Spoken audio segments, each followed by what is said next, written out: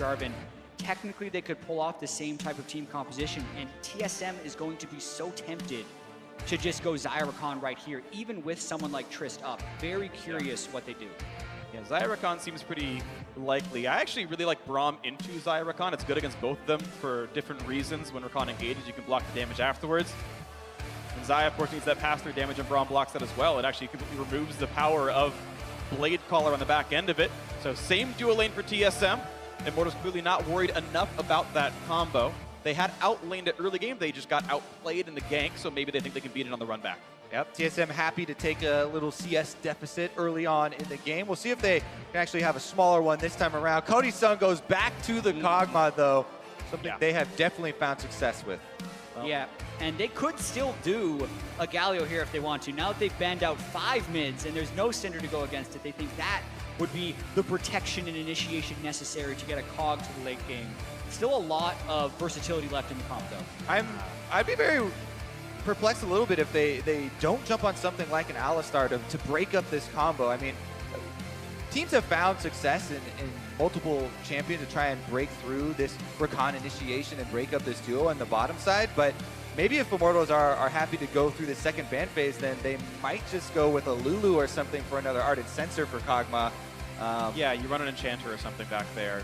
Yeah, curious to see what happens here in this one. Zac, though, I think this is a great pickup. Just, it's a great champion in general, and of course was banned in the last game, but it super loves to build high magic resist items. An Adaptive Helm and a Spirit Visage against a Kog'Maw 50-50 and a Corki who's like 90-10 on damage output. Adaptive Helm works against both these champions as well. Yep. The tanks can block so much of the Immortals backline damage. Agreed. It does sack the early game a little bit, which can be risky against Cog if he does fall behind in the early game and Cog gets the item power spikes first. And it also leaves the door open for even more bans at mid lane. Immortals already locked in their mid lane, have the choice now of sending more towards Bjergsen. And we did mention that we're a little surprised that Immortals didn't go for something like Alistar for Ole because he has been so dominant, but they're clearly confident with whatever he's got in his back pocket. Mid lane ban number 6 as Vladimir's off the table. Also something that's interesting with the Kog'Maw Corki combo, as much as it is nice for the other team to build magic resistance and adaptive helm and things like that, we rarely see multiple people benefit from Wit's End, but Kog'Maw can shred magic resist for Corki, who's been shifted even more towards the magic damage spectrum, so they might even rush through the Wit's End first item or something like that and try and play off of the Trinity Force Wit's End spike. That's true. It would be a spike. Ironically, though, it makes Blade of the Ruin King better by being a physical damage item based on health, so it's like good against Spirit Visage, and there's just fun itemization choices here. Gragas off the table. Galio as well, to be fair, as that's mid lane ban number 7. Plus the pick from Immortals. Immortals spending every single one of their mid lane bans against Bjergsen, and I feel like he still gets a good counter pick by locking in Kassadin. Kassadin is very good into Corki. His passive reduces magic damage. Corki, because he does so much magic damage, actually just doesn't have that much bully potential on the Kassadin in lane. Yeah, the one thing would be, you talk about sacking the early game. They've got Zac, they have Kassadin lane, they have Zyrakan lane. TSM are kind of giving way to the early game here and saying, Immortals, have at it. See what you can do. If you cannot snowball, you will lose. That's true. There's no guarantee Zyrakan wins the bot lane. We don't know Ole's champion just yet. There's a chance it works. And Tahm Kench, Kog'Maw, not the strongest of lanes. I actually expect TSM's duo to have a bit of power on that one. And we'll see what their final pickup ends up being. Jarvan is still a flex right now. If he's top lane, he'll be more damage focused by a little bit. They might need that in the damage profile. Sejuani is going to be coming through in the jungle role, so triple frontline once again, but actually some physical damage out of Flame in the top lane will help that damage profile a bit. And getting Flame back on one of the picks he succeeded the most on during the regular season. Oftentimes on Jarvan or Renekton, Immortals succeeded, but a classic pick for Xmithie in Sejuani. Not the most dominant early game jungler either, so a little bit of a mid-game spike that Immortals is going to be looking for. In the match. Also, Ole is going to be working overtime on this Kog'Maw, trying to save people from the Rakan initiations, trying to save people from Zac Elastic Slingshot as well. Everybody's got to be looking on the ground for those shadows because he can't be everywhere at once. Yeah, and the Renekton is to match the Jarvan as far as laning power here. The one fear for TSM, as you mentioned, Kobe, is the early game and the amount of range damage Immortals can do to turrets. So if TSM stumbles a little bit in the early game, there is a chance that Immortals can just rotate around, take multiple turrets early, hit the item power spikes, and just snowball the game. So TSM has to play defense and take it a little bit late. See if they can get that late game coming online with the Kassadin and everything else. You see your lineups on the screen one more time, and a wonderful Boston crowd ready to cheer on their favorite teams as TSM and Immortals take to the Rift for game number 2. TSM's duo keeping the same champions as before. Immortals running 5 different if you count moving the role around. Quick shake of hands for these two coaches. Song new to the lineup and has certainly transformed the Immortals into a force to be reckoned with. The TSM may not be swayed. 1-0 up in the series, best of 5. TSM will be the first team in North America to win 3 straight titles and put their 6th trophy on their mantle. There have only been 10 splits, and it's going to be maybe number 6 for TSM out of this one. We'll see if they can make it happen. The crowd is ready, the fans are ready, and so are we, and so are the players to get themselves into game 2 of this best of 5. Immortals hoping to fire back before it's too late. Game 2 hitting the Rift. I do think this Immortals team comp has a lot of potential. Oftentimes, the shove they could have in the early game can be a great bridge for Kog'Maw to hit that 2-3 item spike. And we've even seen xMithy go Ardent Sensor on Sejuani. There's a chance he does that in this game as well if they're looking to apply that shield based on the CC that xMithy can put out. But as we saw last game, there was an early game jump for TSM. They're running Rakan once again, but this time they're not sneaking him into the enemy jungle. Yeah, and we'll keep a close eye on this early game, especially with Smithy, with this Sejuani. I was talking to Zyrene quite a bit about the early Sejuani openings and the frequency now of them actually starting with this Hunter's Machete for the extra single target damage and just going single target camps, try and get that level 3 very early. Yeah. It actually does allow Smithy to try and get out on that map and have an earlier presence than Zach does, who wants to get more levels in his Elastic Slingshot, and then once Bjergsen is level 6, he could try and target the mid lane. 2 CS for Pobeltzer. He is massive, 20 gold up, bonus XP as well. I don't know if it'll be enough to actually change level up patterns by any means, but there is a chance that this means red buff, blue buff, and Scuttle Crab for xMithy could net level 3 now that he's gotten a little bit of experience by assisting on those ward kills. Yeah. That is Don't know the breakpoints well enough, but it's certainly not that It's so much small, needed. though, when they're all sharing. Yeah. You got like 8 or something, you know. It's not 0. Quick stun comes in, and it's going to be a buff start for both these squads, getting leeches from their duo lanes. xMithy going to knock down that red buff without much issue. See who can win in this mid lane battle as Bjergsen takes an auto attack first. The duo lane's going to get back to their side of the map without much difficulty. Actually here, trying to play the ping game and decipher, there was a yellow ping from, I believe, TSM down onto the Raptors. Yeah. Theorizing that maybe Smithy did start there, but again, with the Sejuani with the Hunter's Machete, you want to go for the single target. Your Permafrost does a large amount of damage on single target camps, and right now he's leashing his blue back, trying to avoid the extra auto attacks. Yeah. Generally speaking, if you see the Talisman, the Sejuani will be trying to clear Raptors. If you see the Machete, pretty much just going for single target camps, relying on that huge burst they get from the Permafrost stun to clear those 3 camps and get level 3 right away. Then they go and pull off their game. Yeah, the Permafrost auto attack does so much damage at the end of it all.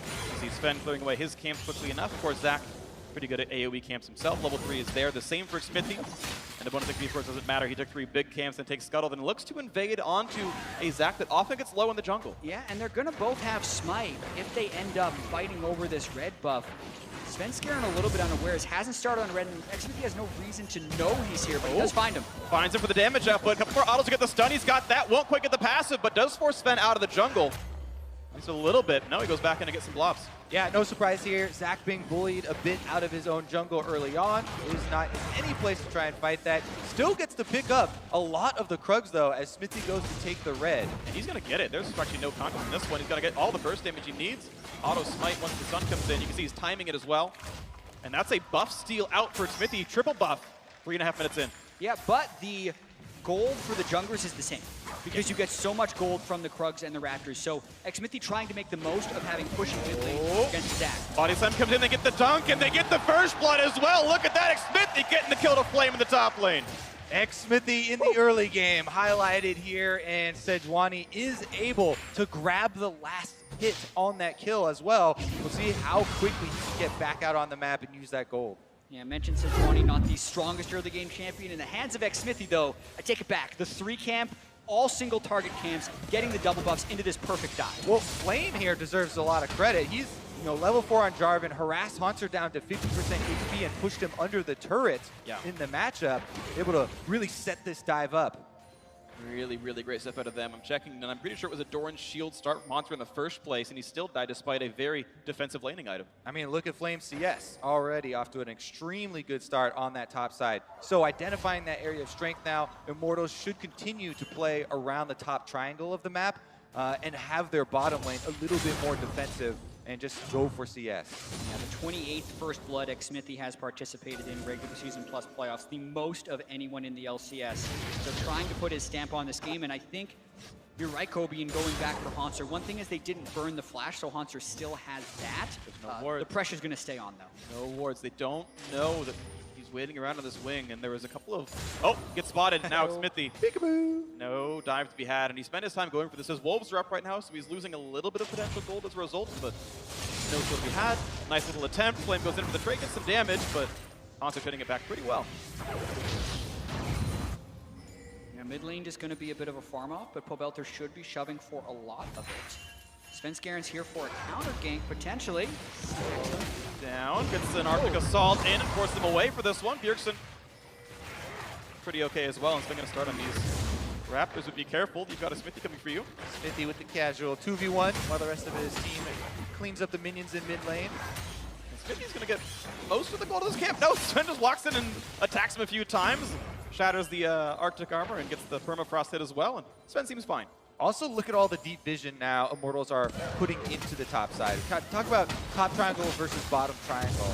Immortals completely taking over this red side of the jungle, going for the counter jungle on the Krugs as well is an extremely high value. All right, well, be careful. Haunter's level 6, and it's a level 4 xMithy, but doesn't want to pop the ulti. He knows Flame is around. But Haunter first to 6. Flame actually has to knock some minions down before he gets that ulti. Yeah, and looking at the goal between the two junglers, xMithy only 100 gold ahead of Svenskeren, who's still clearing this Krug camp. So this has been a much different game plan for Immortals, and it was successful in the fact that it got First Blood. But beyond that, not much has been gained for Immortals. Nice little trade as well by Bjergsen in the mid lane. He knew xMithy was far away and got to go for an aggressive Rift Walk. But yeah, I gotta say, the top lane farm is within 3. As you mentioned, the jungle gold pretty close as well. And so despite a First Blood being worth 500-600 gold, it's much closer than that in actual gold income right now. Sven on a ward. Flame should be fine here.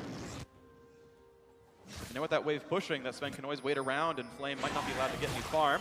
Really going to find him. Immune to slows, grabs them all. I'll take those, please. Thanks, One buddy. of the best parts of Sejuani. And Malzahar. All right, knock up onto Ole. They go for the tank into this one. Ends up right back out. Look at the trade tower there. This is the kind of damage output the TSM duo has. Looking at that farm lead, plus 15 for TSM. And here comes the engagement as Red xMithy about to come around. Does not have the ulti, will land a couple of slows. One more hit gets the stun. Do they have the burst damage? They almost get Bjergsen, but he does get to Rift Walk away at 300 health. Summoner Spell Discipline wants to save that flash, was waiting on his Rift Walk cooldown and has Svenskeren in his back pocket to avoid this dive. Bjergsen is trying to maximize his farm without opening up the Corki to roam. A little bit of danger there as he is so low without teleport. The Pobelter can roam to make a play. He doesn't have much mana, but he is heading down to the bottom side for some honey fruit here to refill. Very small window, but has to worry about Zach as well. Yeah. Knows that the threat does have his Valkyrie available and 270 mana to spend, so he's fine with that.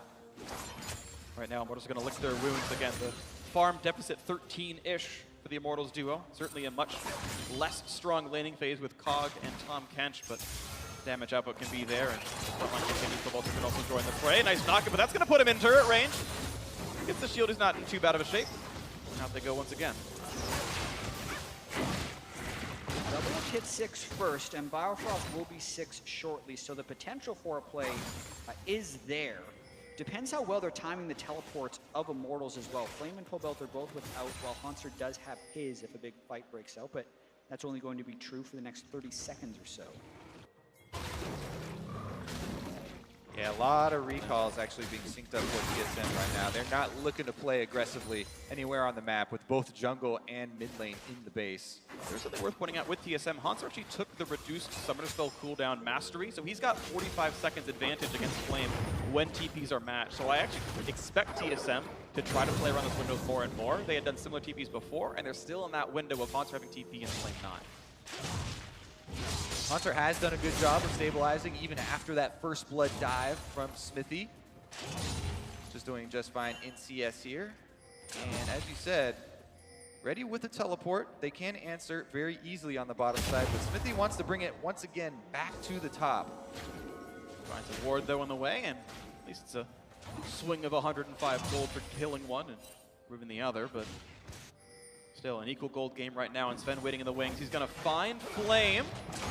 Woo, nice little juke in the auto attack. Means not a lot of follow through. Gets rid of the passive, and here comes Corky! And he gets pushed right back in though with the Let's Bounce, pulls him to the turret, stays alive. Smithy now part of the fray. But be careful. TP up, you can't kill him. Towards the turret, but there were minions there already. Haunter flash! Oh, they got him in turret range! Absolute perfection out of Haunter! That was so immaculate! The train kill comes in, but watch out, the CC is coming across! And it's more kills coming up. The ulti in doesn't really matter. A 3-for-1 advantage TSM. They completely crushed that fight under the turret.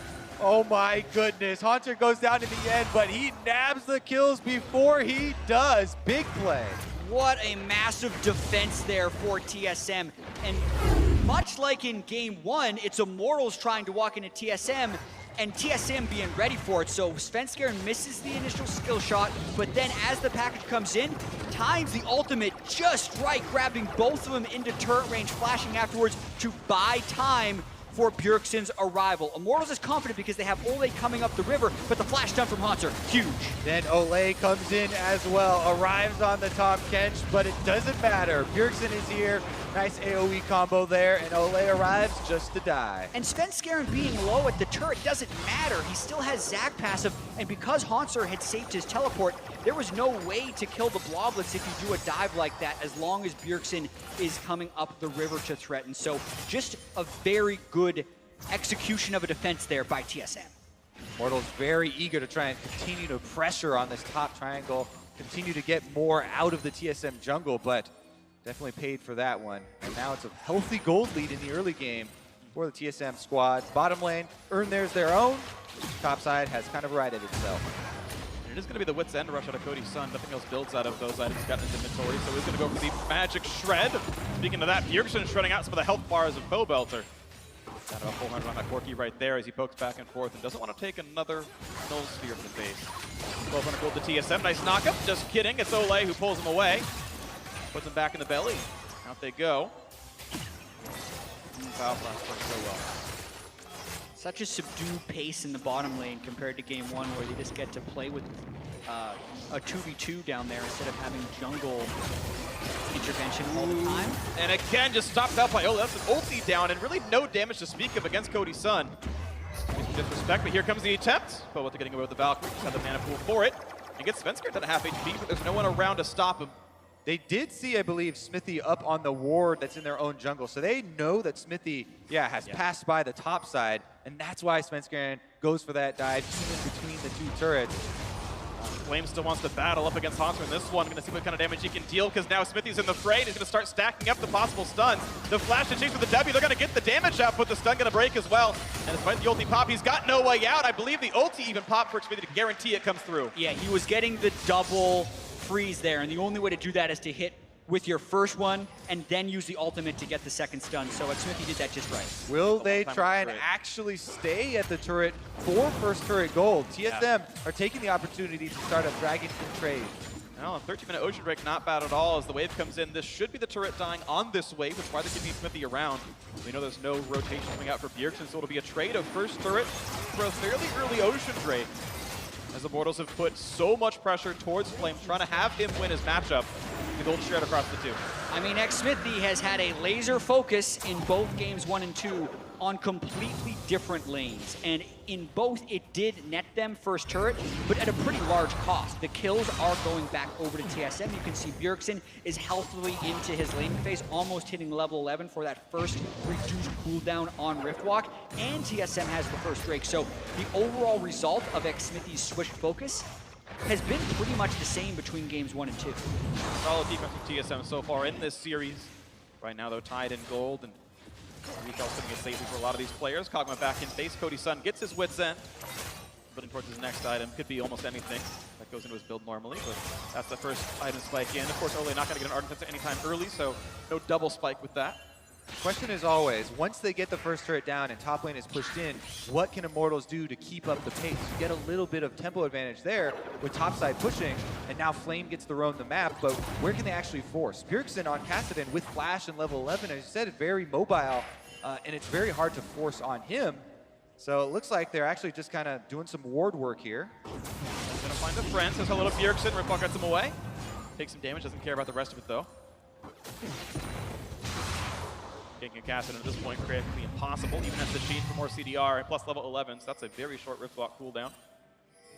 But here comes the Bastards once again. Flame and Smithy putting a lot of time together. Nice stun for Hanser, and then back out he goes. Found a Jarvan. Don't necessarily want to stay in enemy territory. Jumps right back out. And this is actually the first 15 minutes that TSM wanted. They had a low wave clear mid laner. They had the disadvantaged early game jungler. And they've still gotten their farm in a pretty good place. Bjergsen now free to potentially go and make some plays down bottom where they, TSM, have the initiation advantage. So the next play ends up being then as this, again, Kassadin online, can get the wave clear going. Smithy over the side. You see Poels really trying to bait in something, saying, please trade with me, use Riftwalk. He won't do it. Bjergsen, no, he goes in for this one, but this time he's out of range of where the Sejuani could be, and Riftwalk is back up. You can see he just wins these trades against Pobelter. Porters do not want to delay their Hex Drinker, or sorry, delay the Trinity Force with a Hex Drinker, so no MR yet on him. 22, both junglers waiting for the other to gank there, watching the mid lane trade. He who makes the first move in those situations can be punished. There goes Fed. Blocks out the Valkyrie, but doesn't land the knockback just yet. Looks for the next play, though. Pulls an Smithy. Here comes the big trade in towards Pobelter. But of course, flash out. The stun's going to land, though. They're going to land it all together. The TP is up, though. They can buy some time. Do they use it? Yes, they do. Teleports come in from both, actually. And they're going to see what happens to the bot lane now as he chops up one, but can't get the kill. The trade on the Zac in the mid lane did come through, but at the end of the day, it's TSM again. They both TP'd to try to stop it. Hanser shows up, but gets not much for it. Still a big play down bottom 2v2. Everyone on the map fighting at the same time right there, but Svenskeren pulling Xmithy in is exactly what Xmithy wanted during that fight. So now they're trying to push mid, but TSM, since they won the bot lane fight, are roaming up. And Cog can't join. Just a 4v3 if an engage does come through from Hanser. There's got to be some respect out of Immortals, but it's actually Riftwalk backwards, so no engage to be had. Well, they see Biofrost heading up and trying to clear all these wards through the jungle, but Doublelift is headed back to the bottom lane. It looks like the action will dissipate for now. Immortals, though, could want to stick around for some turret damage, and that might be punished. Yeah, we'll see. Flame right now going to stay with the crew. Pobelter a bit injured as Blue Buff is timed out. Of course, with this Ocean Drake, Bjergsen keeps sustaining up between these forays. Still more damage to the turret. Smithy going to come frontline a little bit as well, but the minions are gone, and this turret yet to go down. That poke's still adding up. Yeah, and they know they burned both teleports, and they had both teleport users defending and forcing them back to recall. So if these recalls complete, Immortals knows they can finish that mid turret. I'm just going to stay, but that's going to be kind of the risk, though, is lots of gold in their pockets. As TSM resets, they've got better items, so yes, this turret will fall, and perhaps Immortals were grabbing it here, 2-0 in turret's 500 gold lead, but they've still got to use that gold at some point. They haven't backed in a while. A bit of a stun and a Biofrost, so the chase continuing for Xmithy. No ulti quite yet available. The slows are landing. They might get in the flash force. The dunk, though, still going to come through from downtown. Flame takes him out. They're going to have gold, and they also are going to have map territory here. With all the outer turret advantage to Immortals, they're going to be able to get those deep wards, see TSM's movements, and continue to go for picks just like that one. Yeah, the Rift Herald sack of time from TSM as well is opening up Immortals for the third turret. Getting the outer three turrets really opens up the map if they're able to go around and make plays. They still have the Abyssal Voyage from the Tom Kench as well if TSM moves up in those lanes now. So this game just got real dangerous for TSM. It did. 1,700 gold lead. Immortals going to start cashing in that money.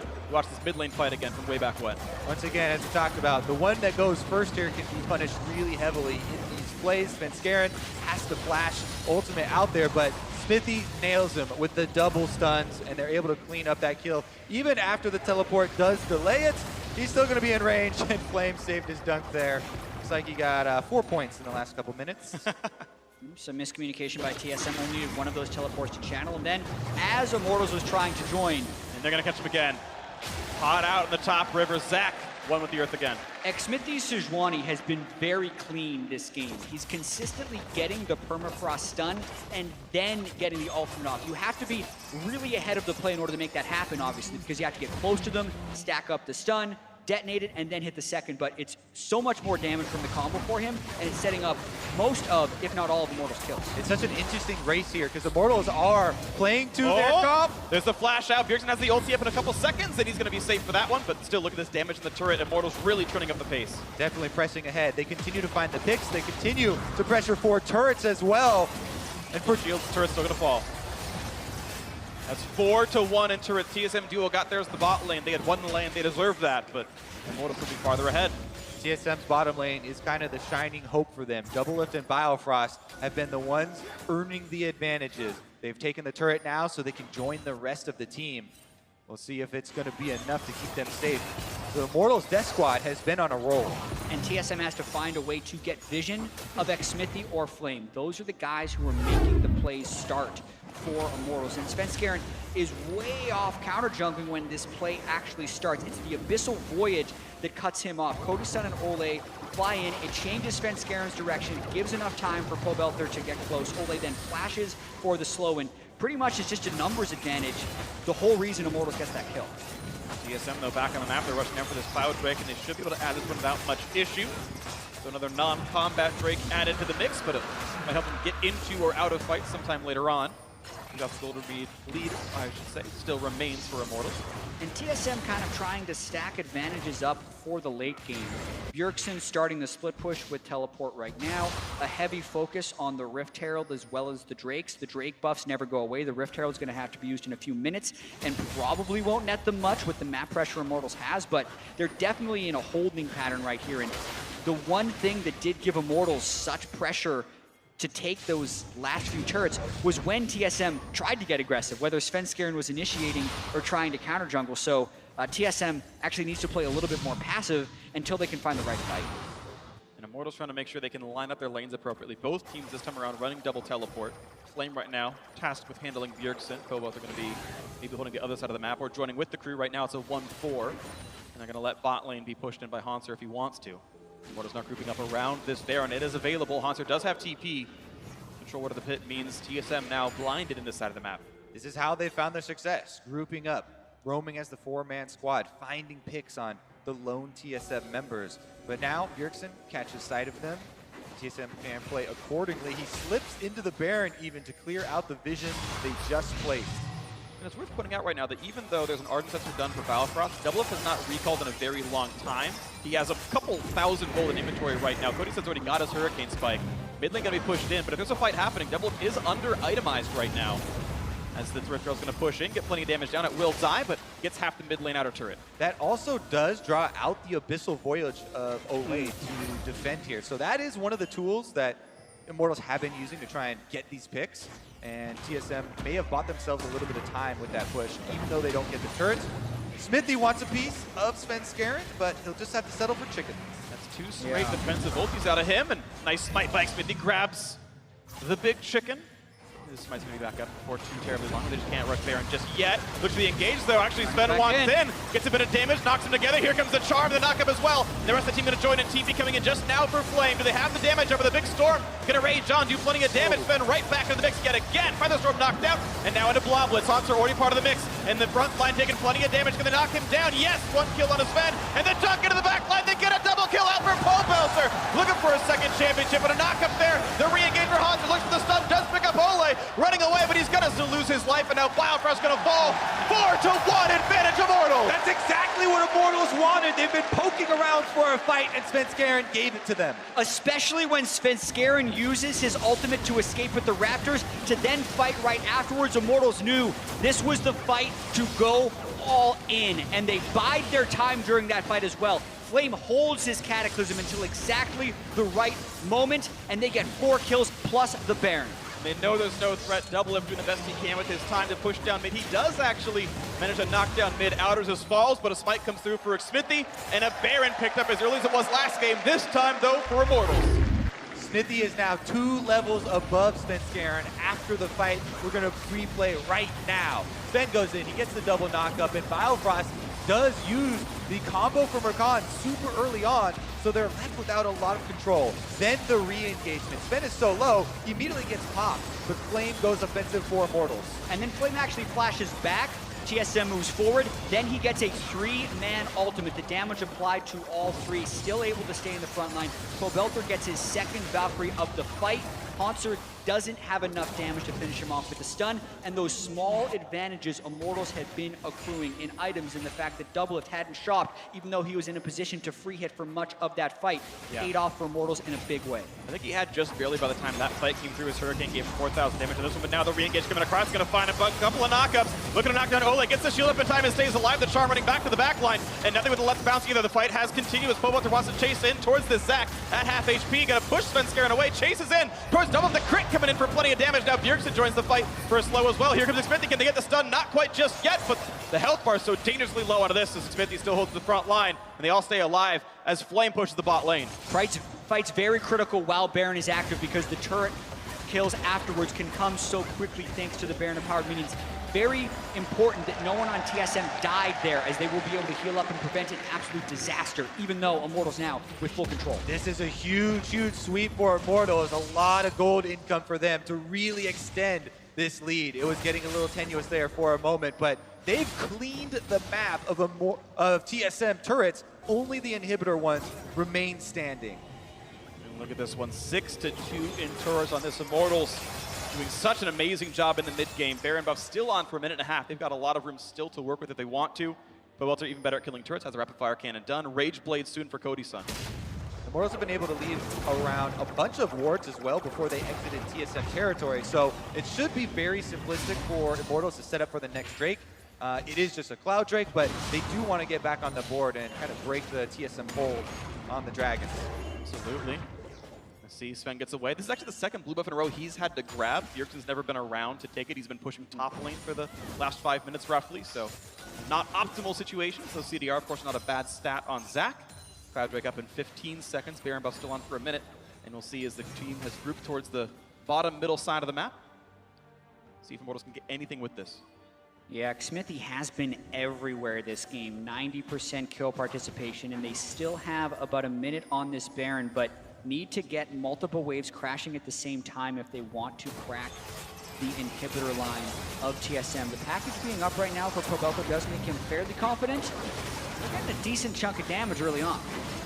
Time for themselves, back and forth, damage up coming through, and just the wave clear, but that turret's down to half HP. This is definitely a peak in Immortals' power. The huge gold difference now, just spiking with the Baron buff. Package is actually down, but they've got another wave to push with. Get a lot of damage on this one. Turret down to 2/3 so far. And who wants to engage from TSM? Pretty much nobody, as Baron timing out in a few seconds. But they finish the turret in time. The engage comes across. They found Corki. They've got him. The shutdown comes through into Pobelter. And it's now the fight. 5v4. Can they get more? Catapult comes across, but Bjergsen getting the kill to Cody's son. Only 3 left alive. Another knockup in for Biofrost. But it's Ole on the wings trying to buy some time. Now the disengage for the IMT tanks. The solo lane in the jungle trying to run away, and they will survive, but a 3-for-0 to TSM right as Baron falls off. And it was Doublelift who snuck enough feathers behind Pobelter and Cody's son to get the root while they were greeting for that turret. Such a critical turn here as Bjergsen picked up a couple of kills, and they still want Smithy. Smithy forced to ult to buy some time, still the flash get away, and then the Arctic Assault, more like an Arctic Retreat, gets away with it. This TSM duo lane is pulling them back into it. TSM with a very critical hold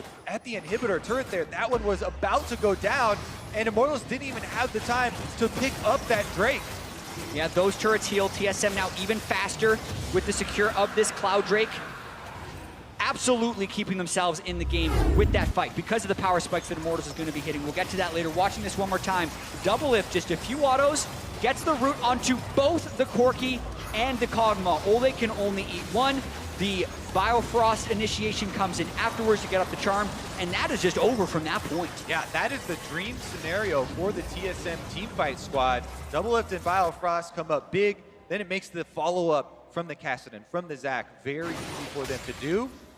See what now TSM can actually hold the rest of the map because the vision has still gone dark.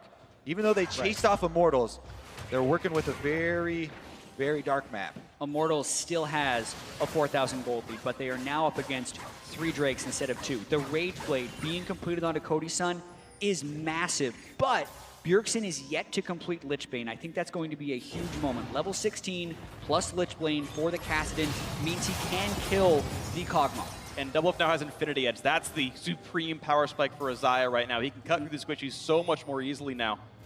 We'll see what can come through into this one. There's not a lot of armor yet on the Immortals front line, so I like his prioritization so far.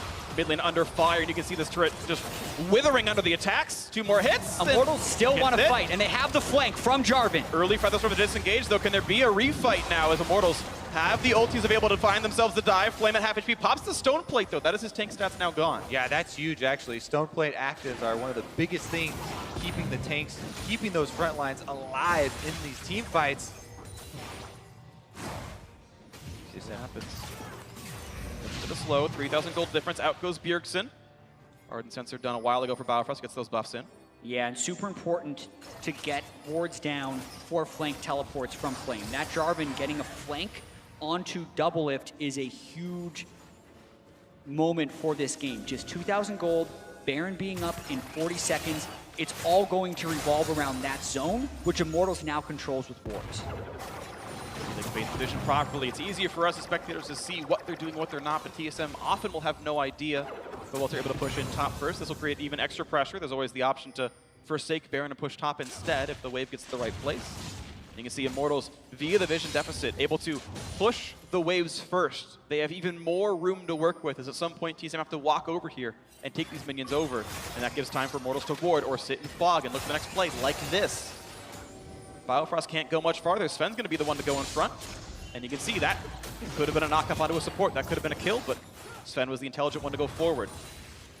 Wards fought back and forth as TSM control their red buff, but not much farther. Bjergsen making some headway down on the bottom side with the split push.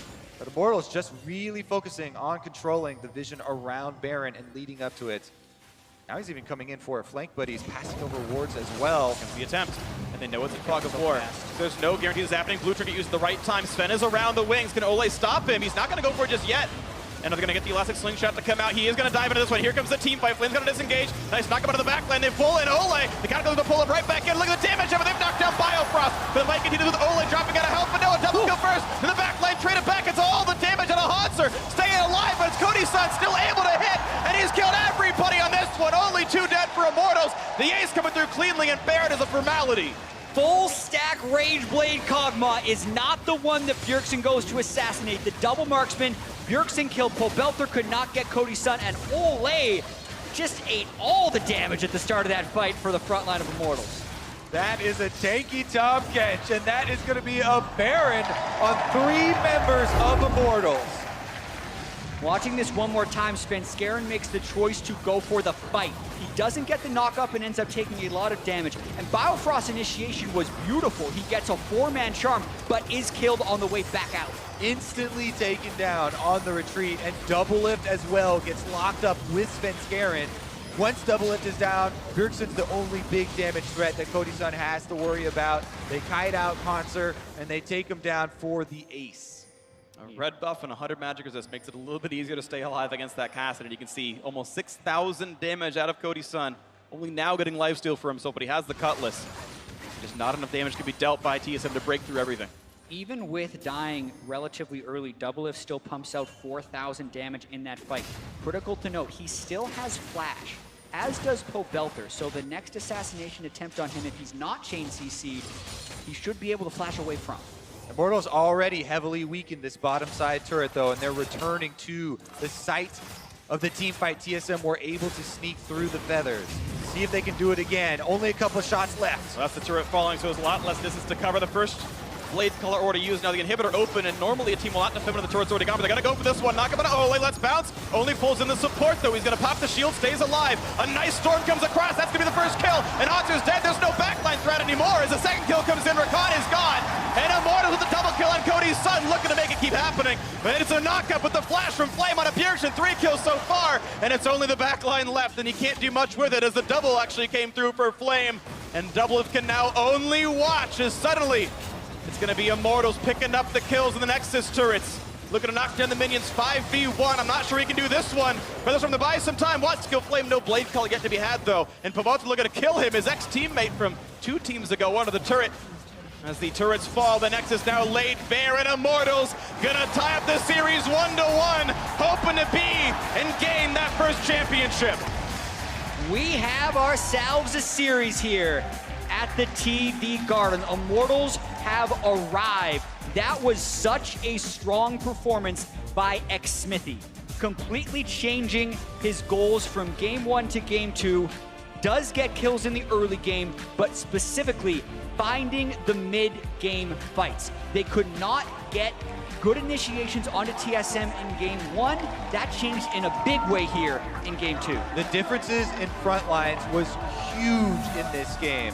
Incredibly tanky Ole there with the Abyssal Voyage, able to make a lot of the picks in the mid game, assists with Smithy, starting out a lot of the fights, as well as Flame on this Jarvan. Yeah. Continually jumping in and out of that front line. Really good management of health by those 3 members, whereas on TSM side, as soon as one of them went in, they would either get annihilated or Svenskeren would be bouncing back to the team with nothing in hand. Yeah, and Svenskeren was never really able to get a let's bounce onto anyone, right? He'd always miss and then try and ult out for safety. So, as you mentioned, the front lines just so critical for Immortals. Flame 5-0-14 on that trademark Jarvan. You can say he has a somewhat smaller champion pool, but when he's on his champions, he can crush. Yeah, when he's playing the champions, he's lit right there. Flame doing well for himself, and 5-1-14 from Smithy also good. It's reference to a Flame. Yeah. Okay, we're gonna move on to the NLS desk, who can speak better than I can. Dash, take it away. Thank you very much. I thought that was pretty good. Yeah, it was a pretty good smooth, punt yeah. until he explained it. Anyway, thank you very much, Freak. We got to welcome our guest here, Gordon Hayward, to the desk. Congratulations, first of all, on the announcement just this past Friday. How does it feel to be in your new home? It feels great to be here in Boston. Can't wait to actually suit up and play out there, but loving the event today. Happy to be here. Getting a little bit of a preview of all the energy that you're going to feel while you're down It here gets on the loud court. in here. It Yeah, I've absolutely noticed does. that. It absolutely does. Mark, what are your thoughts? I mean, I'm very excited. I'm a Celtics fan. I grew up watching in from Section 8, so I'm going to have a new person to root for next season. Looking forward to it. Yeah, very much so. Well, the NBA Just make season. sure you lose to the Raptors. No. I don't know about that. Please. No, we don't need that. Tracy Anyway, McGrady still there? all right, guys, let's pull back in. Let's talk about this best-of-5 series at hand, because Immortals taking this, evening it up at 1-1, gives us a real best-of-5 here for the finals. I'm coming straight to you again, Gordon, on your thoughts here. Adjustments out of Immortals moving into game 2, a lot more damage heavy. You like to see that? I like to see it. Yeah, it seemed like they started off the game a little bit better than they did the previous one, and they kind of controlled it till the end. Got a little nervous there in the middle. Exactly. It's a classic Immortals. They got to give you one little bit of a heart attack there somewhere in the middle of the game. Well, it's like you're talking about. That's kind of is their strength that we've talked about. You know, Smithy and Ole in the early game have been so strong, and that's the way that they are probably going to win games against TSM if they can take it. I mean, I like what they did just with the draft. They gave a lot more autonomy to Flame up in the top side here, and instantly that pays off for them with that first blood in the top lane in a counter-pick matchup. That was huge for them, gave an extra pressure point on the map that they could run with in the early game. And I think that's the key thing, right? Having more options. We talked about the one-track mindset in game 1. They go to more of a 3-track mindset here in game 2. Let's pull up our first replay, 9:40 into the game. 3 for 1 in favor of TSM in the top lane. Yeah, like we were just saying, not everything's smooth with Immortals, though. They want to keep trying to push this advantage that they built in the top side. It starts out with a good chunk onto Svenskeren, but there's just a bit of a brain fart here by Pobelter, honestly, where the minions are getting killed, and he thinks he's safe to walk through this turret. He still has Valkyrie available, so he has a false sense of security, but a great flash W on Haunter, locks him up with turret aggro, makes sure he's going to go down here, and then Bjergsen's on his way up to keep chasing. Yeah, I mean, honestly, it could have been a good play had Smithy or Flame been tanking the turret for him, but Pobelter, a bit of a mistake, and Smithy, they're going to get actually punished by Haunter, who had a really great play. Yeah, very much so. But now, let's push ahead to where Immortals grabs control of the game. Acer replay here, Acer Predator replay, 22-30 into the game. 4 for 1 fight around the red buff. Going to get him a Baron on the back end of this. Multiple members of Immortals are going to play this pretty well. Starts out with TSM trying to find a look onto a couple of the carries of Immortals, and they just don't find a good opening. Just a really nice wall by Smithy.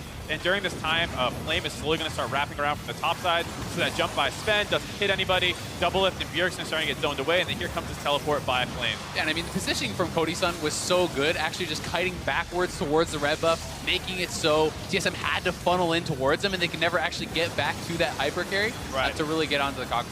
Now, Gordon, what's your take on the way that this game unfolded from the side of TSM, though? Because they pulled a lot of the same tools that they had from game 1 in the Recon, a lot of engaged tools, and things didn't work out the way they planned. Yeah, well, I haven't got a chance to play too much League, but when I've been playing Gnar. And Gnar on the top side for him seemed to work out pretty well. Yeah, game 1 Gnar, Haunter's a big fan of that champion. Maybe they go back to that. Speaking of which, you say you haven't played much recently. Where are you resting right now in terms of elo? Resting in silver. Okay, So I heard He you was flat I was gonna last say I've heard heard you've been as high as plat, right? I was flat, Okay. but during the NBA season, it's hard for me to play, so I decayed. gotta Yeah, get priorities. priorities straight. I don't know. So you're gonna have to League. get back to league. Back to leagues, yeah. Yeah, some back to people league. some people in this arena might question your priorities, but I think we understand entirely. Gentlemen, looking ahead to Game 3 though here, what do we want to see out of TSM on the bounce back? They're going to get side selection. Both teams have prioritized the blue side here. Is it as simple as looking for more proactive picks for someone like Haunter in the top lane with the way that Flame performed here in Game 2? I mean, I personally think the draft was fine in that regard out of TSM here. I think this is much more of a playstyle adjustment where, like, if you take the counter pick of Renekton to J4, you can't get killed under your turret level 4. So there's going to need to be better communication between him and Sven to make sure that that's not happening, or just better individual play so he's not giving up the push. And I'd look at Sven Skaren in particular because I do think he was outmatched pretty heavily by Smithy in this game. I think that, if you're going to have him on a later game jungler, they need to play more around him. They need to actually protect him and help him get to that stage where he is going to be more effective, or put him on something a little bit more early game so we can match Smithy and perhaps stop him from falling behind. Now I want to talk about the athlete's mindset. Since we've got a professional athlete on the desk, how do you operate, or rather work with your team within these best of fives when the momentum is shifting this way and that way? I mean, recently, just this year, you knocked out the Clippers in a 7-game series, so that had its own fair share of momentum swings. Right. What does a coach do to help you in those moments? Well, I think you look at what you did well. And so you look at the first game, say, what did we do well in this game? Let's try to emulate that. Then you look at the second game and say, what did we do not so well? Try to stay away from that. So it was pretty basic, especially for us. That's kind of what we did. And Are there any unique differences between League of Legends and basketball, as you could see them maybe at the pro level, where you really have to make a departure from a mentality that you have as a basketball player to work better in a video game? Well, I think the difference for me at the pro level is mental. It's all like you got to be able to forget what happened in the past and move forward. Whether it was good, whether it was bad, you move on to what the next task. Right. Same thing, I'm sure, in League of Legends. The pros are able to forget and move forward. Yeah, I mean, you can just look at Immortals from Game 1 to Game 2. They made some mistakes with their plays in the bot lane. This time, Cody-san and Ole really bounced back and have a great game. All right, now both of these guys gave their prediction for TSM at the top of the day. I had Darshawn in your position over there rooting for Immortals. It's now essentially a best of 3, evened up at 1-1. Who do you think is going to take it and become the champions of North America? I got to root for Immortals here. Woo! Got to root for Immortals. Anyone else agree? Seems like there's a couple fans in the house. I was going to say it's because their colors are shared with the Celtics, right? You got the green sea in the background. Well, there you have it, ladies and gentlemen. Why is it that you think Immortals has what it takes to upset the perennial powerhouses in TSM? Well, I just think that for them, they got nothing to lose here. Going against the favorite, the underdogs. Got to have that spirit. Got to have the fight. Momentum just swung in their favor, so we'll see if they can carry it through here into Game 3. Once again, Gordon Hayward, thank you so much for joining us on the NA LCS, and best of luck in the next season of basketball here in Boston. We're going to step away, but the series is tied up. See if TSM can fight back versus Immortals in Game 3. Don't go anywhere. You're watching the North American LCS Finals.